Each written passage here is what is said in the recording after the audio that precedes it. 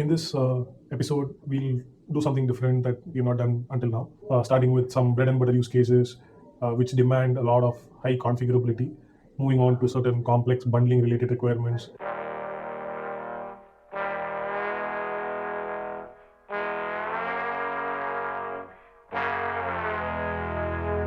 Now that we put y'all on game, make sure you remember who we are. So the first one is essentially this, right? So this company is a communications telecom company, and by necessity they have a lot of metrics that based on which they monetize, right? So they have license-based components, and within that as well, they have licenses for admin users, for support agents, for people who have access to calls, for people who have access to other communication channels.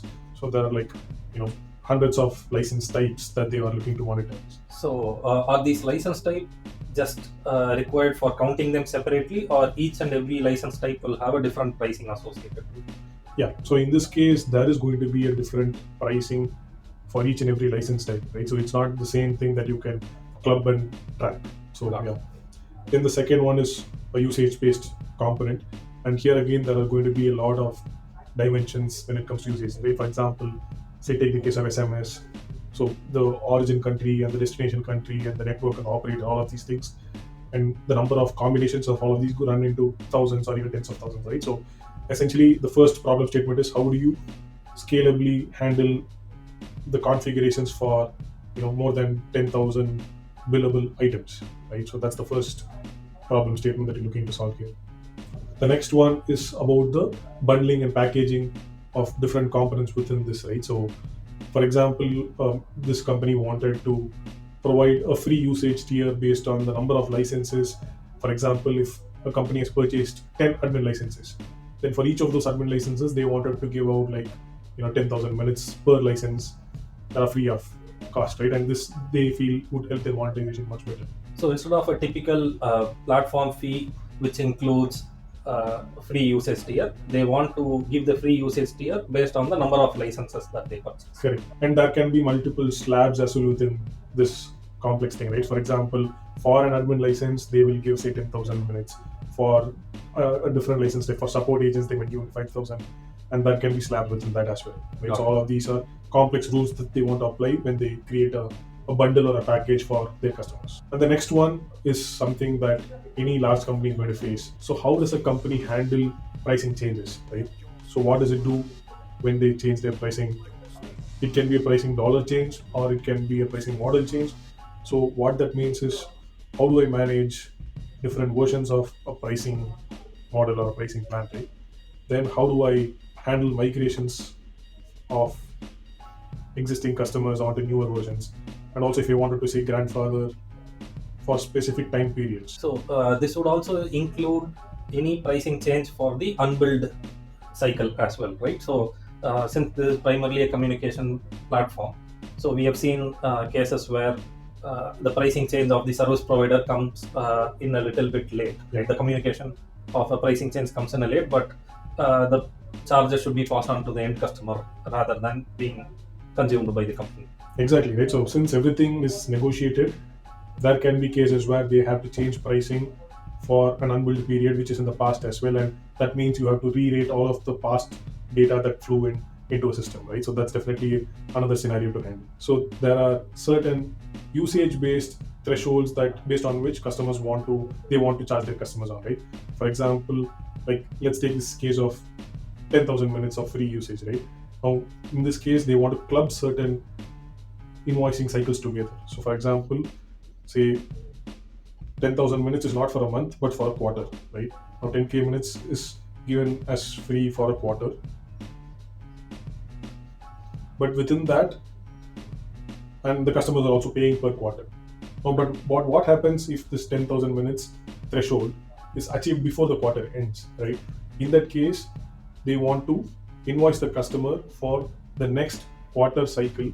Say for example, if the customer is paying $10,000 per quarter, let's just take it for ease, right? They want that to be pre-dated upfront so that the customer. So the subsequent quarter slides into the previous quarter timeline.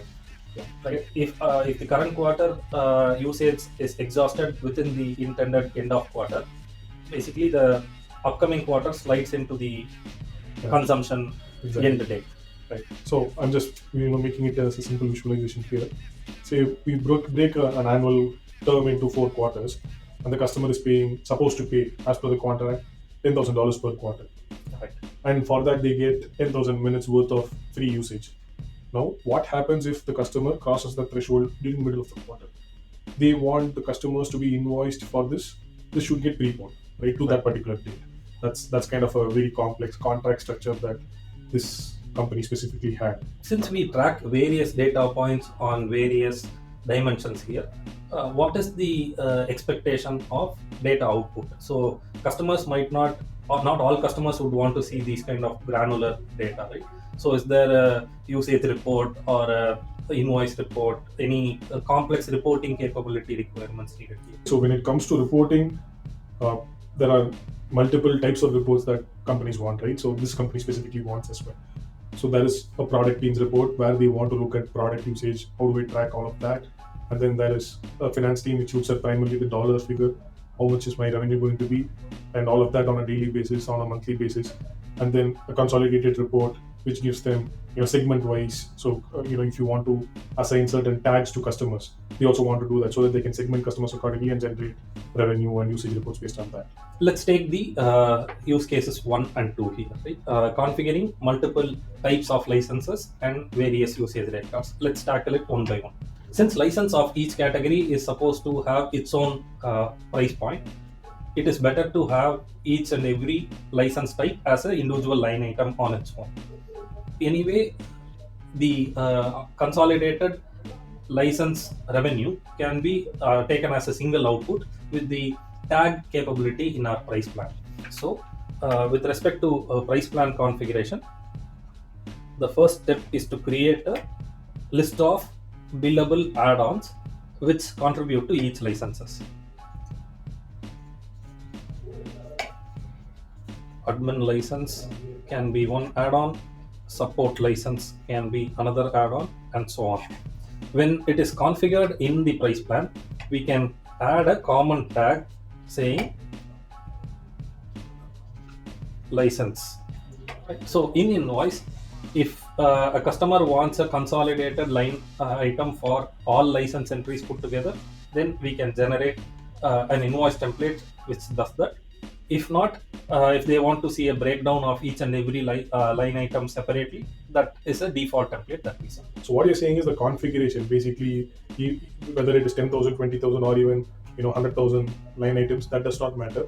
You go to the most granular level and do all of the configuration for each and every individual billable item, which we call as rate card in the system. But then you can roll it up in any way that you want using the tag capability and generate the invoice based on that. Correct. How do we handle huge number of usage rate cards? In Thogai, we have the ability to handle the scale, but the challenge here is how will the customer handle the configuration of each and every individual line item that the end customer has negotiated for. Yeah, so since this company primarily deals with telco companies, other telecom vendors and suppliers, who maintain all of this information in Excel sheets, right, primarily. That seems to be the preferred mode of managing data and pricing configuration. Then we can adopt our CSV import capability, where each and every usage line item configuration can be imported directly from a CSV. Right? Excel can be exported as CSV and simply imported into Thogai's system when the price plan is associated to a customer. So they don't have to go and update each and every rate card individually. If there is a huge list of billable items already available in Excel, that can be directly imported here. So what about negotiations for specific customers? Is that also supported via the bulk upload? Yeah, so this bulk upload capability not only applies when creating a price plan, but it also is applicable on overrides of price plan config when applied to a customer. How do you account for different types of bundles and monetization strategies that the customer wants? So the bundle is a feature that is supposed to happen when the invoice is supposed to be generated. All the other capabilities that we have discussed is on a near real-time basis. As and when a usage entry comes in, we are supposed to generate a revenue data point. But bundling typically happens when invoice is generated. So we can take a look at our pricing rules capability to see if we can solve for the use case here.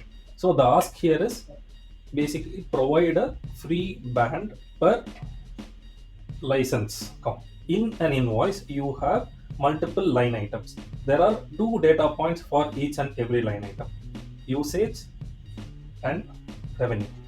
So in order to apply any bundling capability, the input can be the usage of a line item or a revenue of a line item.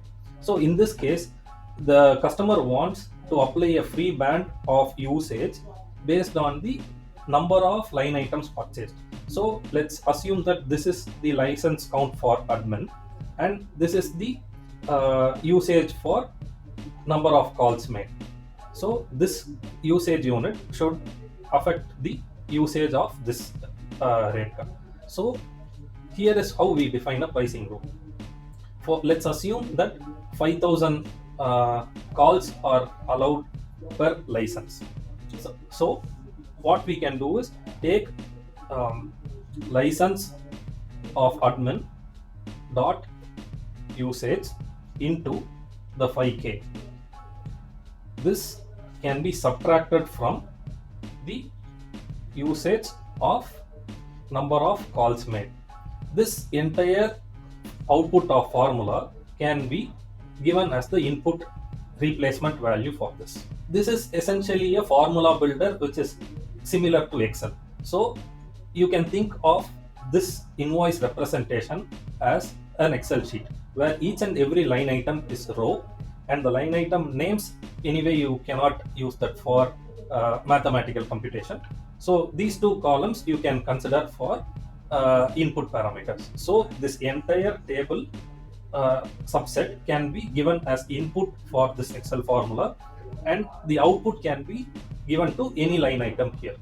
I think this provides a great way for product and finance teams to automate everything and ensure that businesses can shorten their receivables as well without having to worry about how creative sales teams are. Coming to the next use case here, which is about how do you enable companies to handle pricing changes better.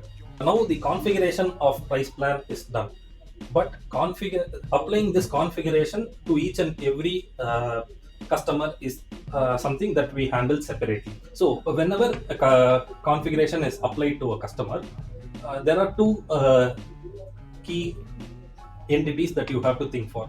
What is the timeline of association, and what is the configuration that you associate?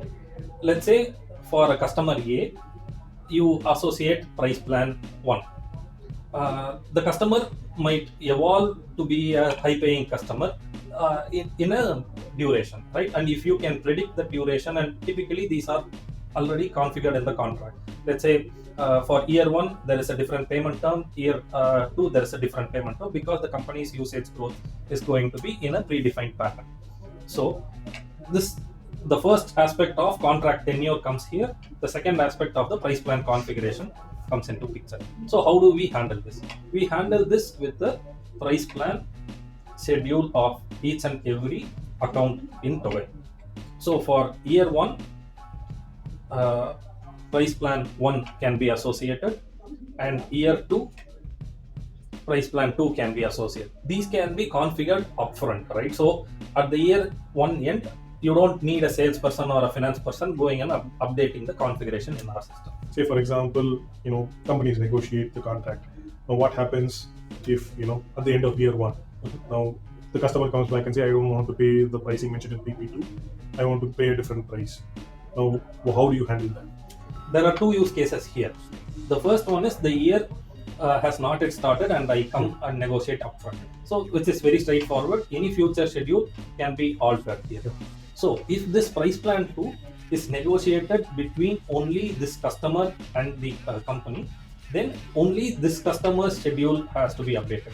But if there is a strategic decision across the company and they want to say increase the price points for all customers across price plan 2, now that is a challenge, right? It is very difficult for the finance or account managers to go and individually update each and every price plan. So that is why we have brought in versioning of price plans. So for this price plan 2, you can create a V2. this version 2, when you create, it is just a config. Yeah. So the config stays as is, right? Then comes the capability of migration. How do you want to propagate the change? Whether you want to apply it immediately, or you can apply for any upcoming schedules, or you can pick and choose customers and migrate them only to this specified price platform. For example, when there is a price plan that you created that applies to a group of customers, and you're changing the price, the central price, right? No, but there might be some customers who are on custom pricing within that segment of companies, right? How do I handle the new pricing version propagation to those companies? We provide both options, right? Because a customer has signed a contract saying this is a price that I want. It is not fair to them if the company decides on a different pricing strategy, right? So you can pick and choose which customers you want to apply this price plan change to. If there is a default price plan directly applied to a customer, you can directly override them, or you can choose to override whatever changes that you have already discussed and still ignore those changes and apply the new version. Both options are available. Got it. What about the other option that we spoke about, right? How do I go and affect a change for a past unbilled period? Right. So there are two modes of calculation of the rate, right? So in the first mode, where you get near real-time rating values, right? So if there is a usage coming into Obey system, immediately the rate is computed, and the same will be used in invoicing as well. There is the second mode where you can defer the rate computation, so that only a temporary invoice will be generated on a periodic basis as and when the usage flows. Only when the invoice cycle end or the billing cycle end is reached, the final invoice will be generated and corresponding revenue numbers will be published officially, right? So till this point, you can modify any rate card that you have associated to the account, and we will be able to recompute the invoice in near real time. So is there any trade-off here? Near real time revenue numbers you will not be able to get at the rate card level, but you will still be able to get the consolidated numbers at an account level as we keep generating the ongoing invoice periodically. How do you break down, say, an annual cycle into multiple parts and then be able to activate the next part based on certain rules? It can be a time-based rule, like quarterly, or it can be a usage-based rule. Right? Like somebody hits a certain usage threshold, then invoice. Right. The end-to-end use case that we have faced till now is managing configuration changes within an invoice only. But this is the first time ever we are seeing an use case where one data point of an invoice is going to dictate how my next pricing cycle is going to be, my next invoicing schedule is going to be. This is something that we have not seen so far. The company is looking to solve two main issues here. One is from their customer's perspective, while the tenure of the contract is for a year, if you add all of the 4 payment terms, it comes down to $40,000, right? But the customer doesn't want to pay that money upfront. They want to break it down into installments, into 4 parts at least, right? So that's the first thing. How do I enable the end customer to break it down? The second is, as the company also does not want to extend the credit period beyond a certain window, right? They want to cap it at a maximum of 3 months, right? Because then beyond that, if they extend it, sometimes it just goes into an uncollectible status as well, which is something the company wants to avoid. So they want to provide the right balance with regards to both the options here. Essentially, the goal is to collect at least 10K from the end customer per quarter. Yeah. So we have seen these kind of use cases where a quarterly pricing cycle is configured with an overage. But in this case, the overage is going to be a little expensive, and it is easier for the business to upsell when the entire consumption is used up, rather than speaking to the end customer on a quarterly manner. So the requirement is to initiate the next quarter pricing as and when the usage expires or the pricing cycle ends. As of now, we have configured everything as a time-based function. As we mentioned previously, the price plan schedule of an account has taken only 2 variables as input. One is the price plan config, and the time duration. Now the expectation is here is to look at the usage or the revenue numbers of the customer in this duration and determine the association of the next schedule. If we take a step back and see what they are asking essentially here is the ability to configure this price plan schedule in a single shot. So when a customer comes to the business with these kind of negotiations, it is defined in a contract, right? So this all these scheduling is predetermined and agreed upon. So I think that is the entity that we should build, right? The ability to define this pricing schedule of an account in one shot as a customer contract.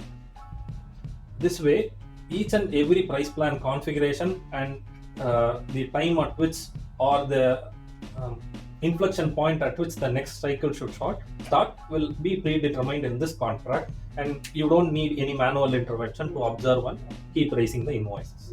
Got it. And the last one, I think, is the reporting aspect of it, right? So we recently launched a custom report feature where you can pick and choose the entities data that you want as an output and group, segment, filter all customers or the columns that you want out of those entities in the way.